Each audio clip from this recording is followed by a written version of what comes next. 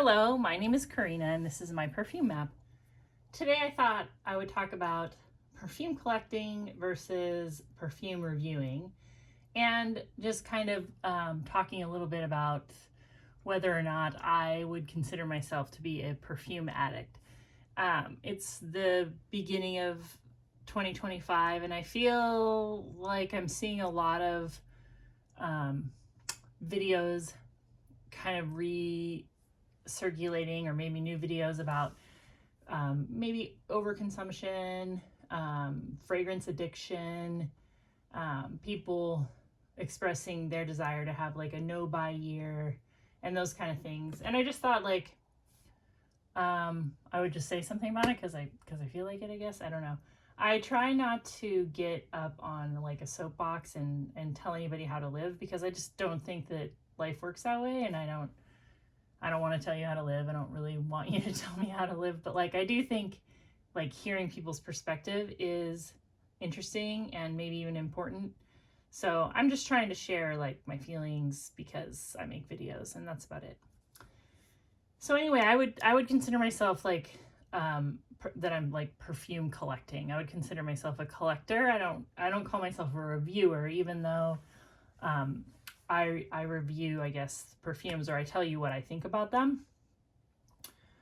I keep kind of clapping. I'm sorry if you can hear that. I'm like a very, like I talk with my hands. You can't see me, but I think sometimes you can see it in the reflection of the bottles, but I'm a very, I move my hands a lot. So sometimes I clap. It's kind of ridiculous. But anyway, I am a perfume collector.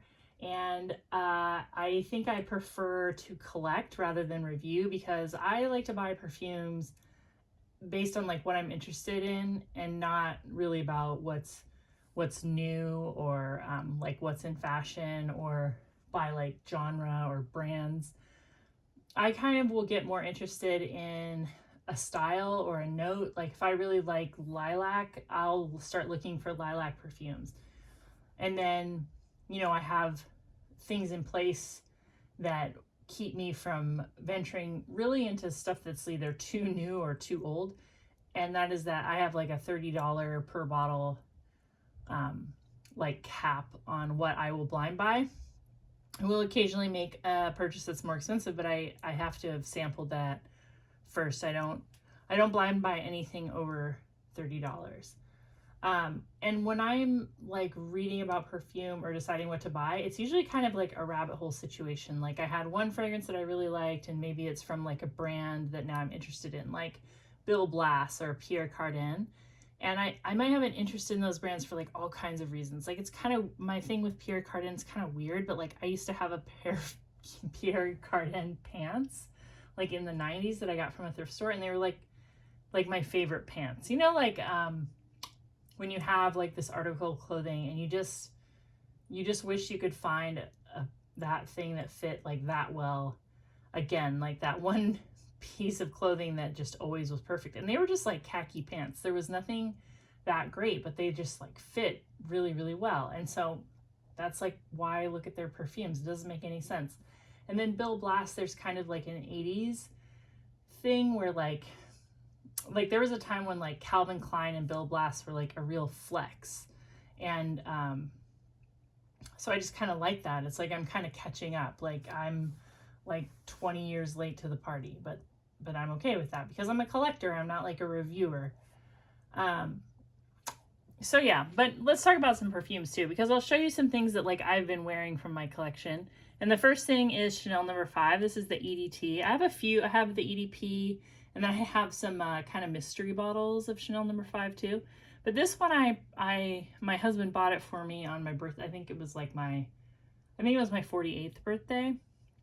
And my mom had a bottle of Chanel No. 5 when I was young, and she wasn't really the Chanel No. 5 type, but my dad bought it for her. And I think he was just trying to buy her like something really quality, but I think I wore the whole bottle because I used to wear it to school because I liked it. This EDT is really great. And the thing about Chanel perfumes, this is what I think. These are perfumes. These are like these are perfumes for people who just like you want to smell good. It is not something that I think people would recognize necessarily as a perfume or a fragrance. You know, when you smell certain things, like I always kind of bash on like marshmallow, but I think the thing with me and marshmallow is like when I smell that, I right away am like, oh, somebody's wearing a marshmallow fragrance and it's really strong. This isn't like that. This, especially in the cold weather, I've been enjoying it because it's like a powdery, no, like citrus, mostly citrus, then powdery, but also there's like a patchouli vetiver civet that smells very skin-like, kind of like, it's like clean skin that's not like super deodorized. There is like a little animalic musk in here, a little civet.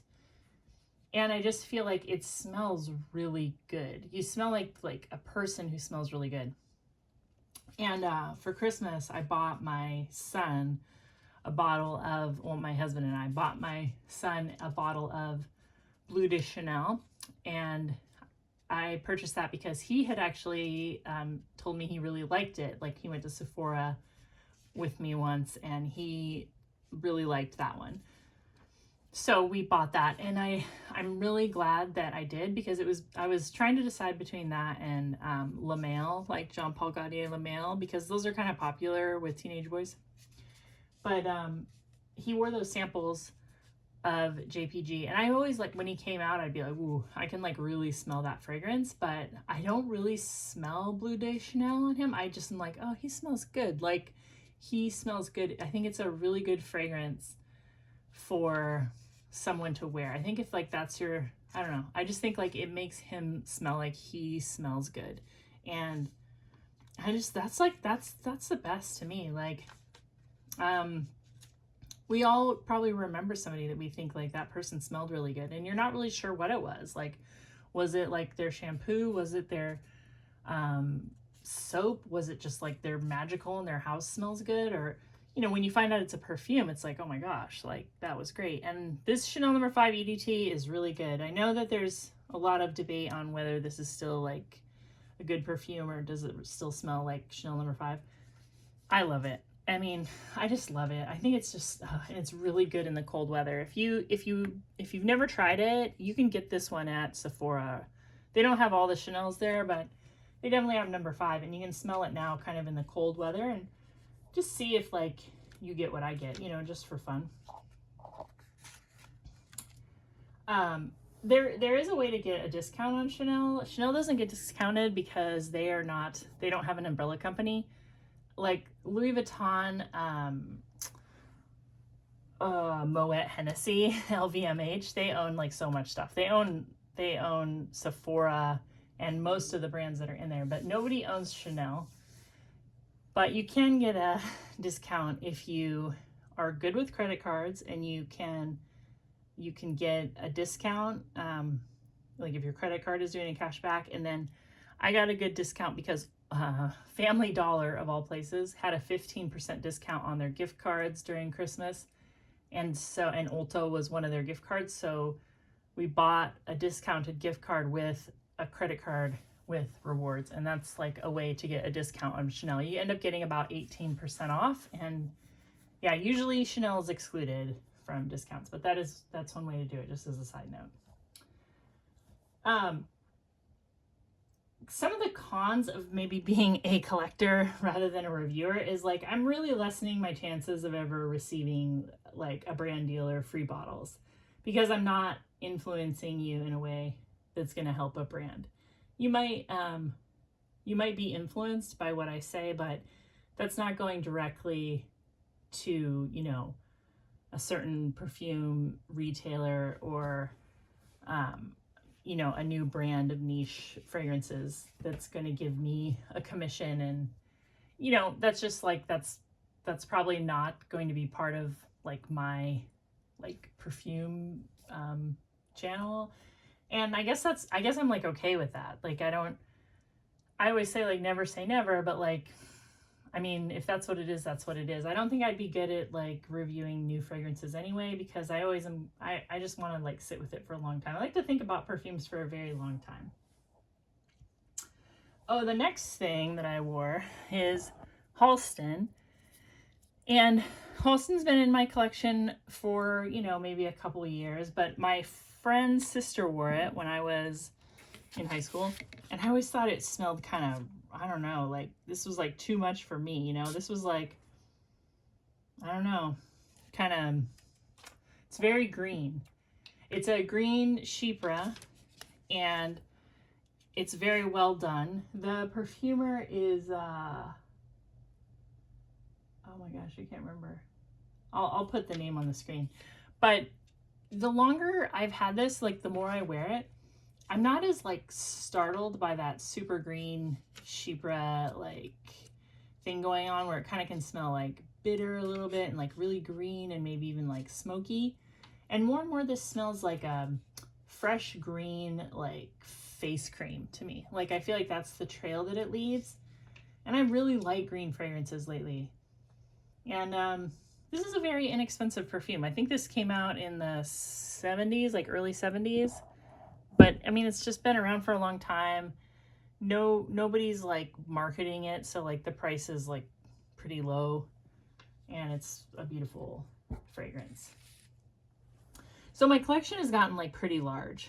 I don't even know how big it is, but I do have, I mean, it's like really, really big. But the thing that I have going for me is that I own this house and I'm not going anywhere. My husband and I own this house and we're not going anywhere. I've lived here for over 20 years and I'm probably going to live here for at least 20 more years. So I'm not like looking at it going, oh no, you know, like we're going to move or like this is like my apartment. I got to get another apartment at some point. Nothing like that is going on. And then I've been selling, like reselling items online for like a long time. So I already have like a point in my day where I'm like listing stuff to sell, you know, on eBay, and I've sold stuff on Mercari. So like, I'm not afraid of it. Like if I ever needed to just really downsize, I would just sell it. And I think I would do it pretty quickly. After wearing Halston, I started wearing this one, Sea of Trees, because it's also very green, but green in a different way. This is by Andromeda's Curse, and I bought this on Etsy. And, you know, I really like Solstice Scents. I think Solstice Scents is the best, you know, indie or artisan brand. But Sea of Trees is, or Andromeda's Curse is pretty good. Her fragrances are a little more like, I don't know how to explain it, but I can kind of smell like the ingredients a little bit better, more than like get like exactly like the vibe. I think Solstice Scents, if she calls something like upstairs window, like it's gonna smell like an upstairs window. Whereas this Sea of Trees, I can smell like a melon, like cologne note, and then like a very green kind of like grassy leaves note. But it's really good. It smells like an old school green shampoo, like maybe like Prel or something. I'm trying to remember, but you know, like a big, thick green, bright green kind of shampoo. I really like it. It smells kind of, it just kind of smells retro and clean. And of the everything I've purchased from Andromeda's Curse, this one's been my favorite. And again, they're on Etsy. I think they're like $10 for a 5 ml. That's, you know, that's not like super inexpensive in my opinion, but it's not bad. The other thing that I was thinking about as far as my collection is I kind of feel like my perfume collection is a replacement for my childhood toy box. I mean, I even was looking around, and I've never shown you like my collection because it's pretty like it's kind of wonky, but I do keep a lot of things in like a big vintage brown trunk. And I just kind of made the connection the other day that like all of my toys as a child were in like a big black kind of velvet lined trunk. And I definitely have replaced like the playing with toys in my bedroom with playing with perfumes in my bedroom. It's kind of embarrassing in a way, like I'm admitting this to you, like I recognize like kind of that what this is like, the dopamine it's tapping into, because I have very clear memories of having a toy trunk. And, you know, back in the day, our toys were pretty low-fi. You know, I don't even remember having very many toys with batteries. So I would have them for a long time, and they definitely just became part of my day, kind of peeking into my little trunk and taking stuff out. And like, I'm still doing that exact same thing, like peeking into my perfume trunk and taking stuff out. So, I mean, the collection is like a thing.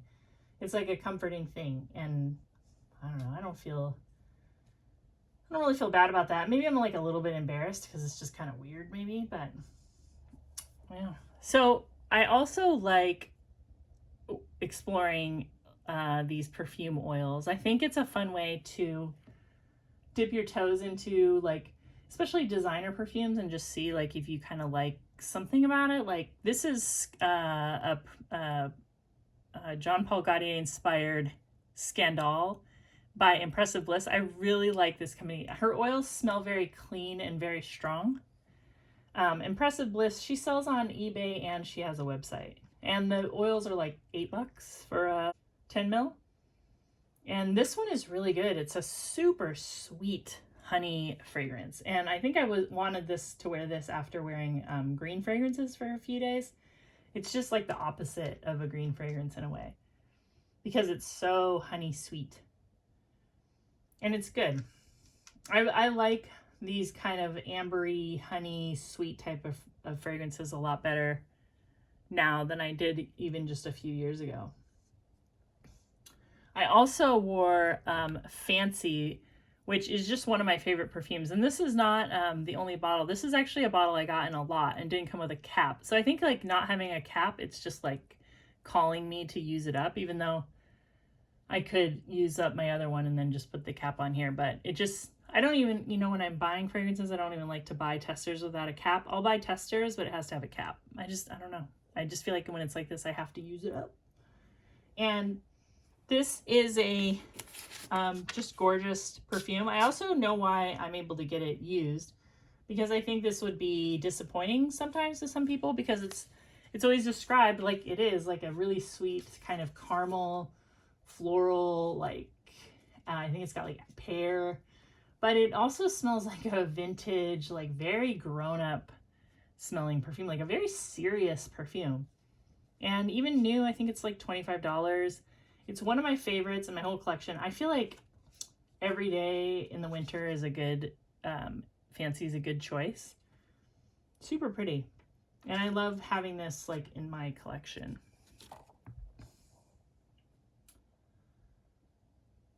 So perfume addiction, I feel like that gets thrown around a lot.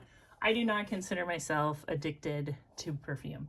And I think the way I would explain that is that I think addiction sounds pretty negative, like you're doing something that's harming you because you want something so bad. Like if it's like drugs or alcohol, that's one thing, but there's also people who maybe are like addicted to activities or hobbies, and they're doing it to a point of like maybe they're being irresponsible in another way. I would never be irresponsible in another way to get perfume. I've never taken out like a cent of debt to buy perfume.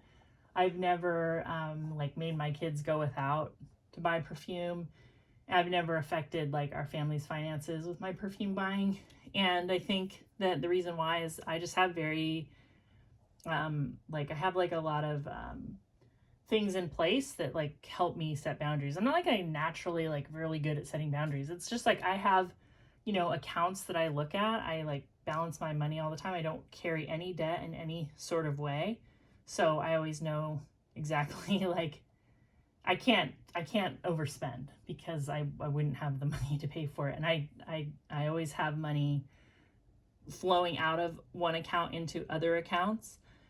And yeah, I would never hurt myself buying perfume. I also like do not ever feel FOMO for expensive perfumes at all.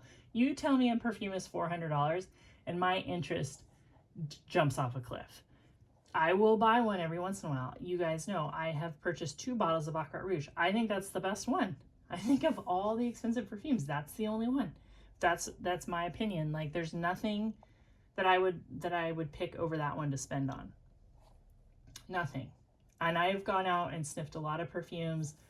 I don't care. Like, I'm not the kind of person that feels fancy if I buy something expensive at all. I am like super proud of buying things that are inexpensive. So Ambery Vetiver is one that I've been wearing lately too. This is a dossier impression of Bal de Freak, and I don't know if I've ever smelled a Byredo fragrance. I was trying to think about that. Like, do I have any samples? I might have like a random sample somewhere, but I've only smelled impressions of. But this one, the notes are bergamot, lemon, buchu, I have no idea what that is, orange blossom, marigold violet, vetiver, amber, and cedarwood. Mostly what this smells like is like almost a savory lemon and a really grassy vetiver, like a savanna smell. Like, I just feel like I could smell or I could see elephants in the background when I wear this. But really good. And this dossier one, I think, is like a little sweeter than other inspired by fragrances that I have tried. Like, it smells a little powdery, ambery. I don't know. Every time I wear this one, I'm like, this is really good. I would maybe buy the original if I ever see it somewhere and get to try it. It's a nice perfume. But I did recently get this. This is Chloe and Lamar Unbreakable Love. And I think that's a little bit of a sad story because I think their love did indeed break. And I'm pretty sure this is a Khloe Kardashian. And there's a new Khloe Kardashian. I actually smelled it in Ulta, and I was kind of surprised. It was sort of a soapy white floral, and I liked it, but it was like $80, so I'm not buying that. This was $9 free shipping on eBay, and it's even cheaper on FragranceNet. I think it's like $6.99, but you know, you have to get to a threshold to get free shipping. But this smells, if you like Bal de Freak, I think you would like this because it's a really, really bright lemon, and then I smell something that smells like vetiver. And there's probably florals in the middle, but it's like the same, it's like this, it's balanced almost in the same way as this Ambery Vetiver, at least. Yeah, very like sharp citrus with vetiver. This smells really good. I had no expectations when I bought it. I just thought, I've heard about this from a few people on YouTube, and I want to try it. Big bottle, $9 free shipping. I mean, it came wrapped in cellophane and everything, and just brand new. Really happy about this one. This is like probably one of my better like cheapy blind buys. If you like lemon kind of earthy fragrances, you might like it. It looks like it would be like an aquatic or something. I don't get aquatic notes. Maybe barely. But yeah, lemon, vetiver, really good. So anyway, what about you? Are you somebody who likes to get the new perfumes? Are you somebody who's collecting perfumes? Are you a perfume cheapskate like me? Do you kind of set things up when you're buying stuff like for your hobbies? Do you kind of have things in place that stop you from like going overboard like I do? You can share that all in the comments. I love reading other people's thoughts.